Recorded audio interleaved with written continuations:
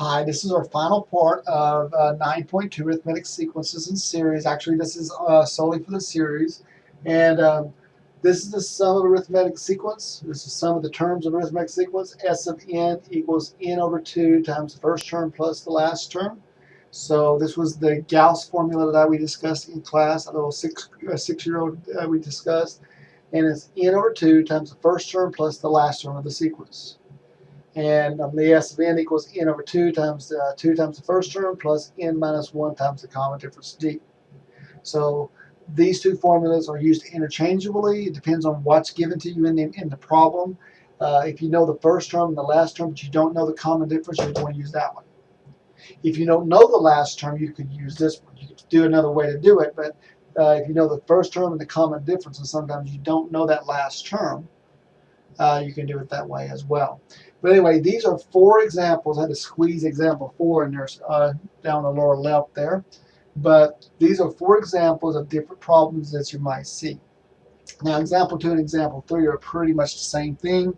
I wanted to do 2 of those just to show you that sometimes the common difference is positive and sometimes the common difference is negative. And these 2 problems are actually a little tougher than these 2 over here. So example 2 and 3 are probably tougher than 1 and 4. So now example 1 is you're just adding 2 plus 4 plus 6 all the way out to 2n.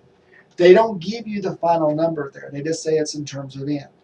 So if you use the formula, S of n equals n over 2 times the first term plus the last term. And you might want to know, well, how do you know to use that one? Because I know the first term is 2, and I know the last term is 2n. And you don't know the value of n. I know I don't, so the answer won't be a tangible number. I won't be able to tell you the answer is going to be 400 or 480. I won't be able to tell you any of those. The answer is going to be in terms of n because I don't know the last number. This one I will be able to because I know the last number is 53, and I know this last number is negative 299. So I'll be able to give you a tangible answer for those 2, which is a little bit more difficult. So this one here is n over 2, and I don't know the value of n, so I've got to leave it alone. And then the first term is 2, and the last number is 2n. And if you multiply across by n over 2, it's going to be n over 2 times 2, which is n. And then n over 2 times 2 over n. The 2's cancel again, and it just leaves me with n squared. So, and if you want to factor it in now, if you want, you can. You don't have to if you don't want to, but it's n times n plus 1. That's the answer. So if you want to know, well, what does that mean, n times n plus 1? Well, if you know the first, let's say the first 3 numbers here, you know these. So 2 plus 4 plus 6. Well, the answer is 12. And you can do that by just adding them up in your head. 2 plus 4 plus 6. But I'm going to show you another way to do it. There are 3 terms in that sequence. Remember, the answer is 12. There are 3 terms in that sequence. The answer is 3 times 4. Because it's how many terms you have times 1 more than that. So 2 plus 4 plus 6 is 12 just by adding them up. But since there's 3 terms, and the formula says n times n plus 1. So it's going to be 3 times 4, which is 12. That's just a coincidence. No, it's not. Look at the next number. That's 8. 2 plus 4 plus 6 plus 8 is 20. Okay? How many terms are in the sequence? There's 4. So 4. And then 1 more than 4 is 5. So what's 4 times 5? It's 20. So it's 20 as well. So that's what it's saying. If you put the next number in there, that's 10. We'll do it one more time. So we know that's 30. But how many terms are in the sequence? 1, 2, 3, 4, 5. So 5, and then 1 more than 5 is 6. 5 times 6 is 30 as well. So that's what this thing does. It will basically, all you got to do is count the terms in the sequence and then add 1, and it's the product of those 2 things. That's what you just did when you created that formula. So now example 2 is adding the numbers 5 plus 9 plus 13 all the way out to 53. Here's the problem. I know the first term. I know the last term. So you're like, well, I use this formula right here. Yeah, you would. The problem is you don't know how many terms there are. You don't know how many terms are there between 5, 9, 13, and 53. And you really don't want to go out there and list them all out just to figure that out. So what you do is you use this formula right here, and that will tell you how many terms you have, because the n represents that term, how many terms you got. So a sub n, that's 53 because that's the last term. A sub 1 is, yep, it's 5 plus n minus 1 times the common difference. And the common difference can be examined, in fact, figured out. It's about looking at it, and that's 4. So that's going to be 4n. 4 times negative 1 is negative 4 plus 5 is 1 equals 53. Subtract 1 over here, that's 52 equals 4n. So it looks like n is 13. So by doing this, I end up with n equals 13. What that tells me is there's 13 terms from between 5 to 53. There's 13 terms in that list. So that's why you have to. Now that doesn't tell you the sum is 13. That just tells you how many terms there are. So you're like, well, how do you know? You don't know that because you can't use these formulas unless you know how many terms you have in the expansion.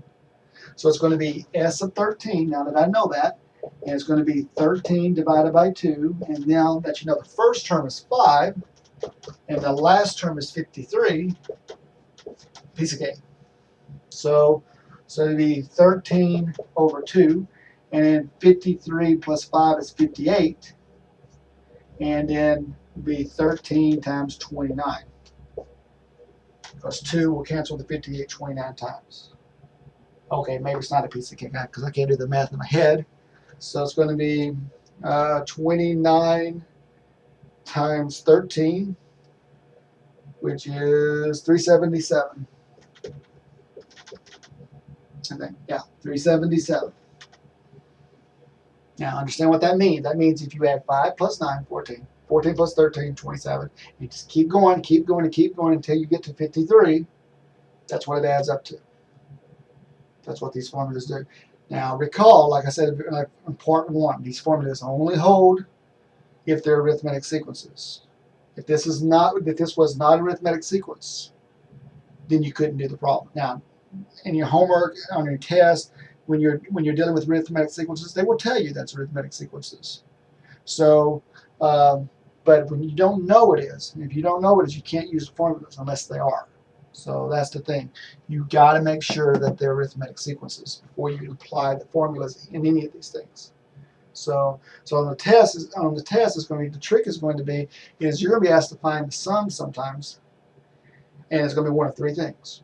It's going to be arithmetic, it's going to be geometric, or neither one of those. If it's arithmetic, then you use one of the formulas here. If it's geometric, you're using one of their formulas, which we will talk about that in our next lecture series. But if it's not arithmetic, it's not geometric, how do you do it?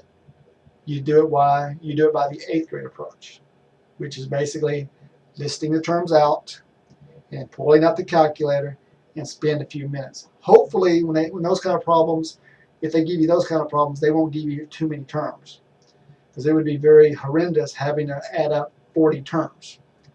So rest assured, if there's 40 terms, it's probably either arithmetic or geometric.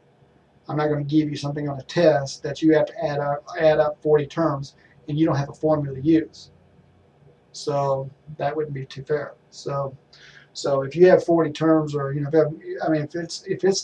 you can't use a formula, you're probably going to only have 5 or 6 terms. So anyway, that's example 2. Example 3, same thing. You got to figure out what that last term is at negative 299. So I will do the same thing. A sub n equals a sub 1 plus n minus 1 times the d. So that's negative 299. The first term is 7. N, don't know it. And then the d looks like it's dropping down by 6. So notice the d is negative 6 because you're going down by 6 every time, which kind of makes sense because you start at 7, you end at negative 299. Obviously, the d is negative. So then you get negative 6n. Negative 6 times 1 is a positive 6, and then 6 plus 7 is 13, equals negative 299.